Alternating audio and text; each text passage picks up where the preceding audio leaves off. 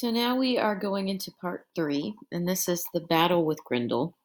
And this is after the banquet. Hrothgar and his followers leave Heorot, and Beowulf and his warriors remain to spend the night. Beowulf reiterates his intent to fight Grendel without a sword, and while his followers sleep, he lies waiting, eager for Grendel to appear.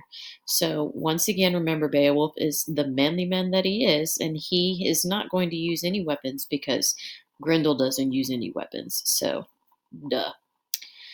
Out from the marsh, from the foot of misty hills and bogs, bearing God's hatred, Grendel came, hoping to kill anyone he could trap on this trip to High Heorot. He moved quickly through the cloudy night, up from his swamplands, sliding silently toward that gold-shining hall. He had visited Hrothgar's home before, knew the way, but never, before nor after that night, found Heorot defended so firmly, his reception so harsh. He journeyed, forever joyless, straight to the door, then snapped it open, tore its iron fasteners with a touch, and rushed angrily over the threshold. He strode quickly across the inlaid floor, snarling and fierce. His eyes gleamed in the darkness, burned with a gruesome light. Then he stopped, seeing the hall crowded with sleeping warriors, stuffed with rows of young soldiers resting together. And his heart laughed. He relished the sight, intended to tear the life from those bodies by morning. The monster's mind was hot with the thought of food and the feasting his belly would soon know.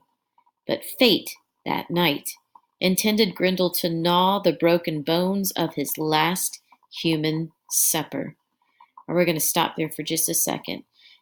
This is a biblical allusion, and the Last Supper was the supper that Jesus Christ had with his disciples, including Judas, who later betrayed him. And it was also where we get the communion that we have. This is my blood and this is my body that was broken for you. So there's a little bit of an allusion to the Bible in that part. Human eyes were watching his evil steps, waiting to see his swift, hard claws. Grendel snatched at the first skeet he came to, ripped him apart, cut his body to bits with powerful jaws, drank the blood from his veins, and bolted him down, hands and feet. Death and Grendel's great teeth came together, snapping life shut. Then he stepped to another still body, clutched at Beowulf with his claws, grasped at a strong-hearted, wakeful sleeper, and was instantly seized himself, claws bent back as Beowulf leaned up on one arm. Okay, the dude is a beast. Like he's leaning on one arm, holding Grendel, like in an epic arm wrestling match, and Grendel is not expecting this at all. That shepherd of evil, guardian of crime, once again Kennings, knew at once that nowhere on earth had he met a man whose hands were harder. His mind was flooded with fear, but nothing could take his talons and himself from that tight, hard grip. Grendel's one thought was to run from Beowulf, flee back to his marsh and hide there. This was a different Heorot than the hall he had emptied. But Hygelac's follower remembered his final boast, and standing erect, stopped the monster's flight, fastened those claws in his fists till they cracked, clutched Grendel closer. So he doesn't let Grendel run away, he pulls him closer to his body. The infamous killer fought for his freedom, wanting no flesh but retreat, desiring nothing but escape. His claws had been caught. He was trapped. That trip to Heorot was a miserable journey for the writhing monster. The high hall rang, its roof boards swayed, and Danes shook with terror. Down the aisles the battle swept, angry and wild. Heorot trembled, wonderfully built to withstand the blows, the struggling great bodies beating at its beautiful walls. Shaped and fastened with iron, inside and out, artfully worked, the building stood firm. Its benches rattled, fell to the floor, gold-covered boards grating as Grendel and Beowulf battled across them. Hrothgar's wise men had fashioned Heorot to stand forever. Only fire, they had planned, could shatter what such skill had put together, swallow in hot flames such splendor of ivory and iron and wood. Suddenly the sounds changed. The Danes started in new terror, cowering in their beds as the terrible screams of the Almighty's enemy sang in the darkness, the horrible shrieks of pain and defeat.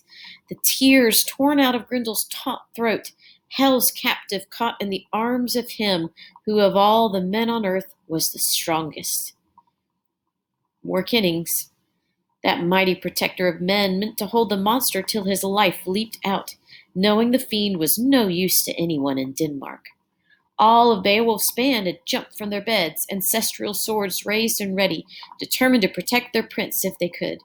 Their courage was great, but all wasted.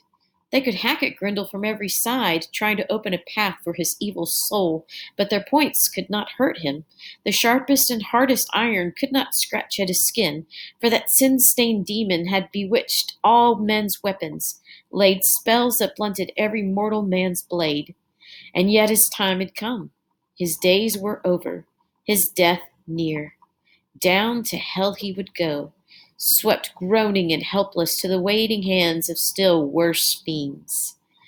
Now he discovered, once the afflicter of men, tormentor of their days, what it meant to feud with Almighty God.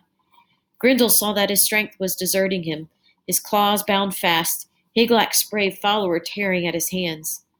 The monstrous hatred rose higher, but his power had gone. He twisted in pain, and the bleeding sinews deep in his shoulder snapped.